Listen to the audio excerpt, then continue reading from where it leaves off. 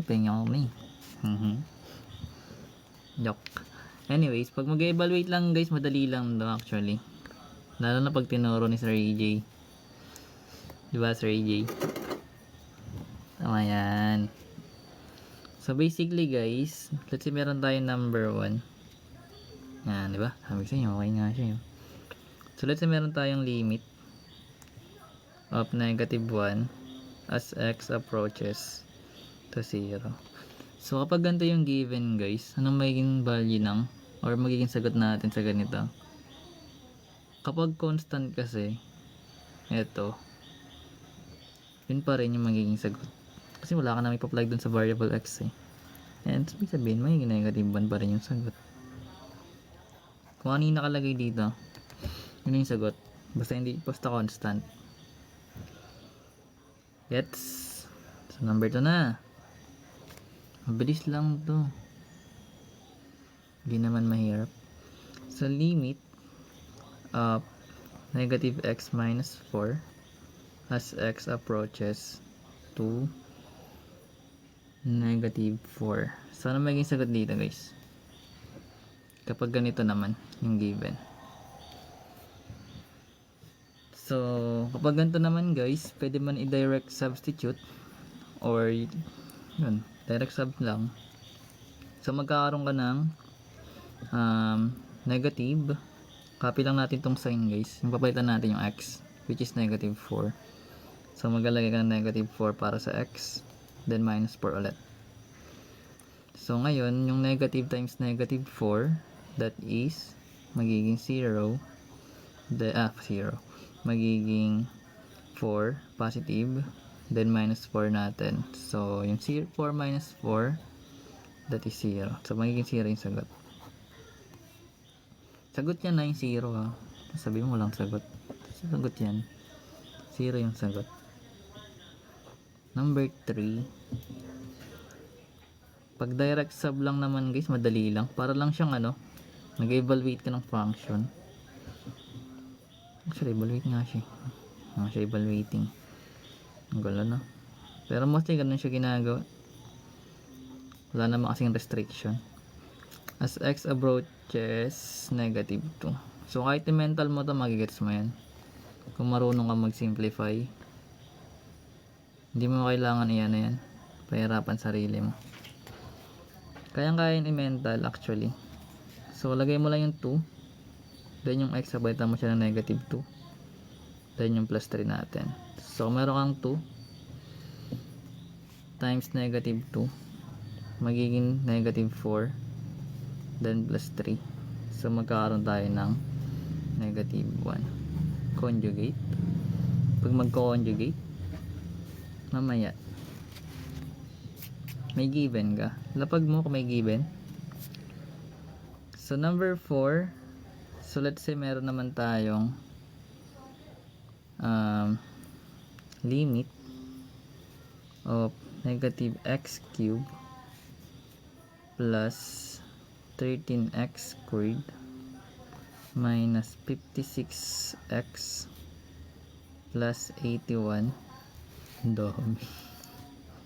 as x approaches to 3. So basically, ganun pa rin gagawin mo kasi wala namang restriction. So wag sabihin, pa-plug mo lang siya sa variable x mo. Then yun ay magiging sagot kung ano yung makuha mo. So magkakaroon tayo ng negative, copy lang. Then yung x natin, papalitan natin ng 3. Then na-cube yun.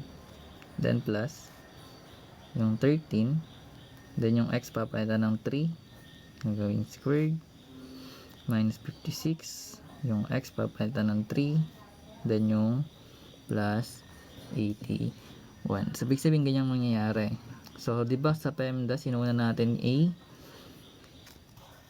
tawag dito yung exponent bago yung multiplication. So kakopy lang natin yung negative muna. Then yung 3 cube guys, that is 27 yan. Kasi 3 times 3 times 3 yan. That's 27. Then plus, copy lang muna yung 13. Then square natin na. Magiging 9. Then minus, negative times positive, so negative na yan. So 56 times 3, 6, 12, 18, carry 1. 15 magiging 16, so 168 yun. Then plus yung 81 natin. So, copy na natin yung negative 27. Kasi may negative sa labas. Then, yung 13 times 9. 9 times 3 is 27. Carry 2. Tapos 11. Then, minus 168 plus 81. So, pwede na pagsama-samahin yung may negatives, then yung plus. Or kung gusto mo, diretso mo na siya from left to right. Pwede yan. So, basically, kung gagawin natin yung left to right, mas madali yata. So, basically, kung left to right, negative 27 plus 117. So, makakancel yung 0 na, yung 7 nun. So, 0 na siya. Then, 11 minus that is 9. Positive 9 din yan. Then, yung negative 168 plus 81, that is negative yung magiging final na sign. Kasi mas malaki negative numbers natin. So, yung 168 magiging 7, then 87. Then, yung 90 minus 87, that is 3. So, ito yung magiging sagot natin. Thank you, Sir AJ! Grabe naman si Sir AJ. Need po to talagang complete solution kapag limits law. Depende. Ka-teacher. Pero mini-mental na lang yan actually. Direct sum lang naman yan. Yaman mo yan.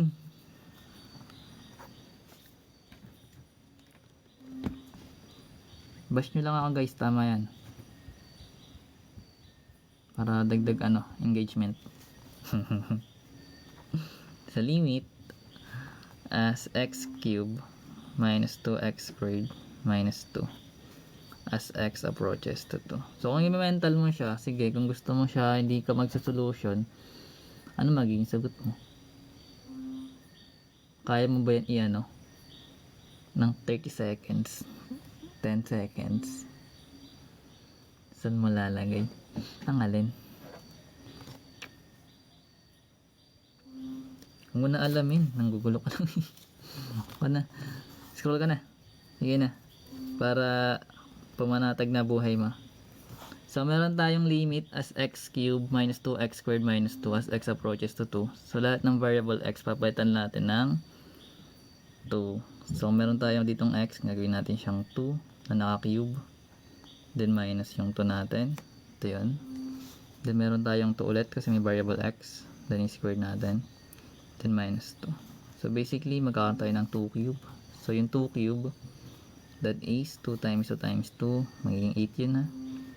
Then, yung negative 2, copy lang muna natin. Simplify natin yung 2 squared. Magiging 4. Then, minus 2. So, basically, magkakaroon tayo ng 8. Then, yung negative 2 times 4. Hindi yan negative 2 plus 4 guys ha. So, times yung pag-parenthesis. So, negative 2 times 4 magiging negative 8. Then, yung minus 2 natin. So, isasolve natin siya ng left to right. 8 minus 8, that is 0. Minus 2. So, magiging negative. Ito yung magiging sagot. So, ito yung magiging sagot natin para sa number 5. Gets? So, ito mahirap. Pwede nyo itong itry. Gusto nyo. So, limit ng negative ng square root of 2x plus 1 as x approaches to 5. So, ang hirap na ito guys. Pwede ka rin mag-calc x. Yes, kung marunong ka gumamit ng calcu, pwede yan. Away kayo dyan. Tama yung ginagawa nyo. Pwede yan. Pero pag limits guys, pwede mo yun left hand side, right hand side sa karing. May mga case kasi na ganun kapag may mga restriction. Anyways, sana nagigets. So, pag ganito guys yung given, direct sub lang naman. So, magkakaroon tayo ng negative. Tapos, plug natin yung x as 5. Then, plus 1. So, magkakaroon tayo ng 2 times 5, magiging 10 yan. Plus 1. So, magkakaroon tayo ng negative square root of 11. So, ganun siya kadali. Hello, pingutin mo nga. Hawakan mo nga sa tenga. Pinag-aaway yun. Mahala kayo dyan. Hindi naman ngayon mag-aabutan eh. So, meron tayong limit as cube root. Na-rage bait. Nare-rage bait kayo guys ni Hero. As x approaches to negative 2. So, kapag paano yung circle? Nga mo lang yan. Na-affected ka ng ganyan. Yan lang yan. Pag undetermined, anong undetermined? Indetermined? Undefined? So, yan mo lang yan, Alfred. Lo. Ang gaway lang. May sumali guys. Si Dayan sumali oh. Ay, si Yang pala yun. So, pag ganyan guys, direct sub lang. Then, simplify. Ang sagot. Oh, dali na. Marunong. 1. Galing, sumasagot na si... Ay, kala ko si Hero. Kaya mo sila. Saya nga yan eh. May kaaway ka eh. Pag may hater ka guys, sabi. Ay, nagkapayo na eh, no? So, meron tayong negative 2. So, yung given limit ng cube root ng negative 2x minus 3. So, as x approaches to negative 2. So, direct sub nga. So, plug lang natin yung x as negative 2. So, yung negative 2 natin, ito yun guys. Then, may negative 2 yung x, minus 3. So, magkakaroon tayo ng cube root. Then, yung negative 2 times negative 2, magiging 4 yun. Positive. Minus 3. So, yung 4 minus 3, magiging 1. So, magkakaroon tayo ng cube root of 1. So, yung cube root ng 1 is 1. So, that's correct. Galing oh. Pwede na. Pahirapan natin ang konti. So, number 8. Wala na ba mag-aaway dyan? Natutuwa ako may nag-aaway. Diyan pwede maging ano yun, no? Diyan pwede maging tagapamagitan. Inaano pa, pero sa pag may nag-aaway na bata, inaawat ko kagad. Andito na si it's been a long day. It's been a long. Tagal mo Idol Rapi ah. Ba't ngayon ka lang? Pang 3 days ko na itong nagla-live ah. So meron tayo dito guys as limit as x minus 3 over x squared plus 2x plus 2 as x approaches to negative 3. So ano magiging value ng limit ano? So limits yung algebra lang lahat. Hindi. Algebra ba? Ay oo yata for on algebra. Basta marunong ka ng ano? Ng integers. I guess mo yung fraction. At alam may measures of arc LE is equals to 124 degrees. What is the measure of the following angles? Nasaan yun? Pwede mo siya i-try sa ano, sa substitute mo muna. Kung hindi naman magiging 0 yung denominator, ayun na yung magiging sagot. Pero once kasi na nag-0 yung denominator mo, pag dinirect sub mo, di pwede yun. Maging undefined kasi. So, gagamit ka ng other way. Like, gagamit ka ng left hand side, right hand side, or magkakaroon ka ng L'Hopital's rule. Kasi may 3 ways to solve to kapag determinate. Anyways, total direct sub lang naman to. So, meron tayo na ito.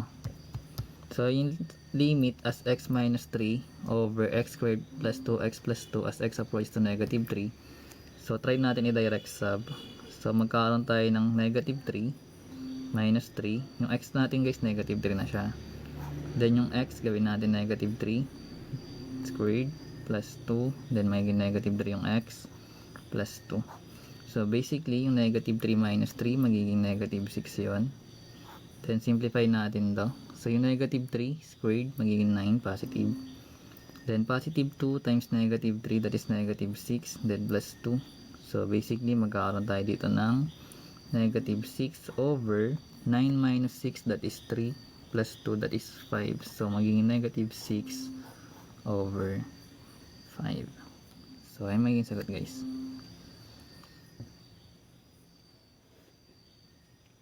Yes po. Pero may mga bits tayo dito guys. Actually, marami na ako ditong upload ng mga derivatives, mga ganyan. Basta, hanapin nyo na lang kung anong trip nyo. Pwede nyo yung puntahan. So, try nyo to number 9. So, mostly madali lang ang ganito. Pero kung kailangan kasi mag left hand side tsaka right hand side, gagamit ka calcu. Yung pangtindahan na calcu. Yung maliit pindutan. Yung malaki. Pwede yun. Gas ako eh. Dati.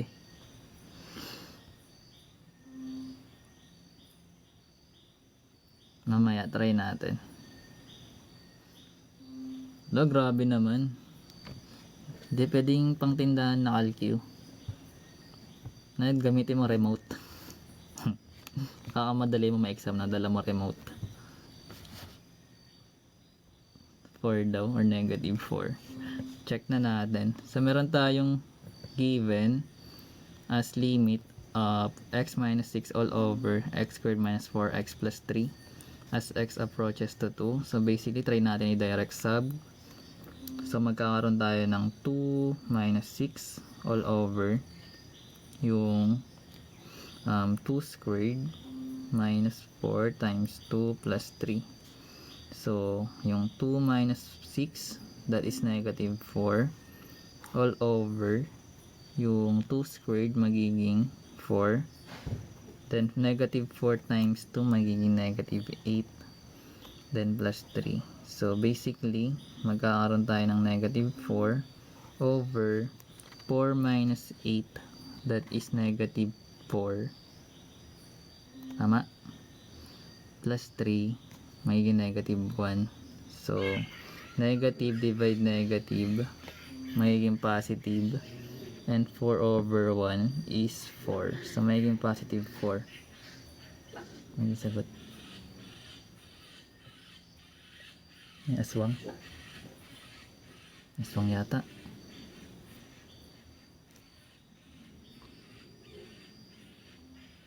Narinig niyo? May tumutunog. Aswang.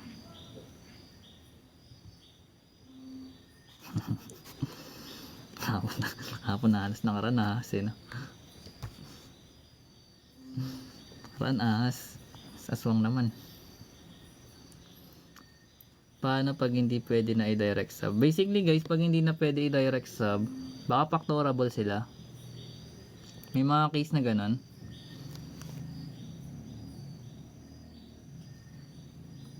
So nyo try go. Pag ganito yung given guys,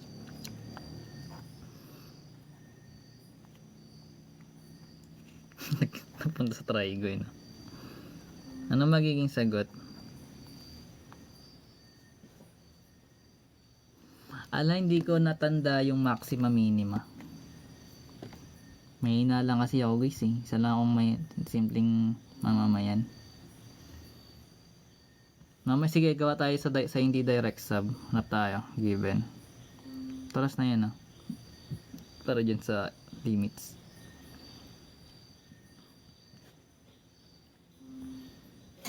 Wala, sumagot na si Idol, si Master. Wala na. Dipit na tayo dyan. So try na natin guys. So basically magkakaroon tayo ng cosine. Yung x papalitan natin ng 5 over 6.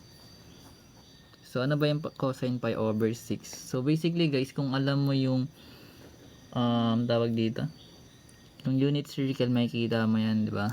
Yung pi over 6. So gusto mo i-convert mo muna. So paano ba i-convert yung pi over 6? So yung pi over 6, pag kinonvert mo siya sa degree, ay multiply mo lang siya sa 180 over 5. So para ma-eliminate yung pi, kasi nasa numerator yung isa, sa baba dapat yung pi. So magkakaroon tayo ng 18 divide 6, that is 3. Tapos magiging 1. So yung 30 na lang to. So magkakaroon tayo ng cosine of 30 degrees. So yung 30 degrees natin guys, saan mo yun makikita? So basically yung sa unit circle kasi, kung ito yung 1, 0 na ordered pair, tapos ito yung 30 natin, ito yung 30 degrees natin, ito kasi 0 to eh, tapos meron ditong 45, tapos meron ditong 16, tapos yung 90 natin kung naalala. So basically, may tinuro naman ako nito na madaling makuha. So ito kasi guys, yung ordered pair nito is square root of 3 over 2 tapos 1 half. Then yung iba, square root of 2 over 2 to, tapos square root of 2 over 2. Then ito naman 1 half, tapos square root of 3 over 2. Then 0, 1. So may bid ako na ito guys actually sa YT. Nandito na yan no, sa YT, yung mga sa trigo, unit circle, mga ganun.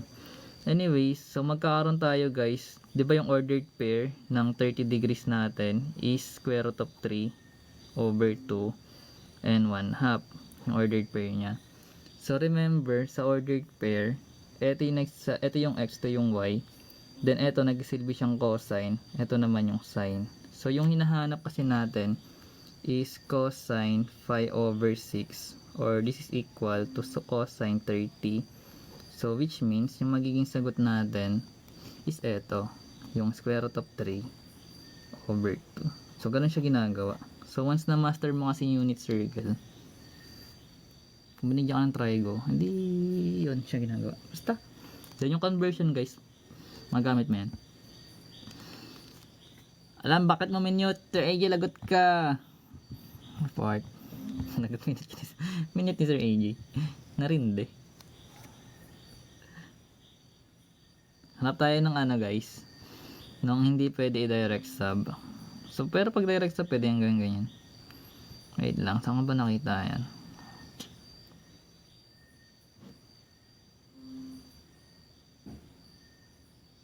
Meron ba nun?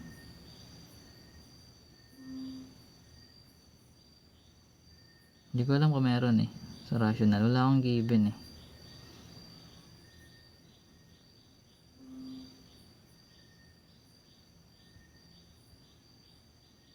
Kaya nga, pag may limit, pwede kang gumawa.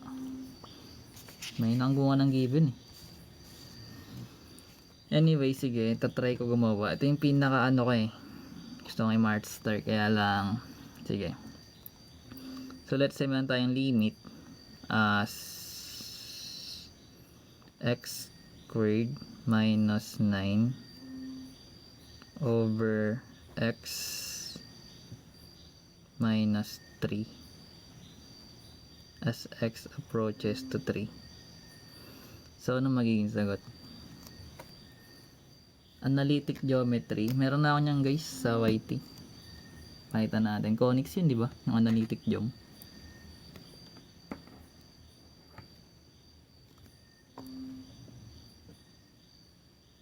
Six sagot. We. Ito guys para sa mga naghahanap ng mga kung ano-ano man. Nandito guys, meron dito. Marami na dito guys na mga topics na pwede mong aralin kung trip mo. Kung ayaw mo, hindi ikaw bahala. Pero sa marami na dito actually talaga. Hindi ko na ito mabilang, 600 plus natin. Yung problem na sinend, hindi ko alam. Anyways, tama yan guys pag hindi mali. So meron tayong given na ganito. So pag din sa method meron tayong given na limit as x squared minus 9 over x minus 3 as x approaches to 3.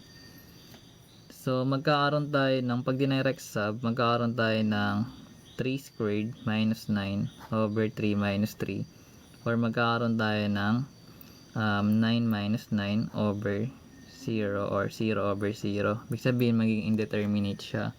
So ibig sabihin bawal mo siya i-direct sub, pero pwede kang gumamit ng ibang way, like kung gusto mo factoring, kasi pwede siya ma-factor out. So alam natin na ang x squared minus 9, that is difference of 2 squares. So magkakaroon tayo ng x minus 3 tsaka x plus 3 as the factor of this number. So magkakaroon tayo ng over x minus 3, wherein pwede ito ma-eliminate. Then magkakaroon na lang tayo ng x plus 3. Then pwede na natin i-plug yung 3 na limit. So magkakaroon tayo ng 3 plus 3, which is 6. Ito yung sagot. So sabi nga natin may isa pang way, kapag 0 over 0 yung pag-direct sub mo using L'Hopital's. So, bali kailangan mo lang kunin yung first derivative. So, kung meron tayong x squared minus 9, ito by L'Hopital's na. So, x squared minus 9 over x minus 3. So, nung dinirect sub natin to guys, ang lumabas is 0 over 0, diba? So, basically, diderive lang natin yung x squared, that is 2x.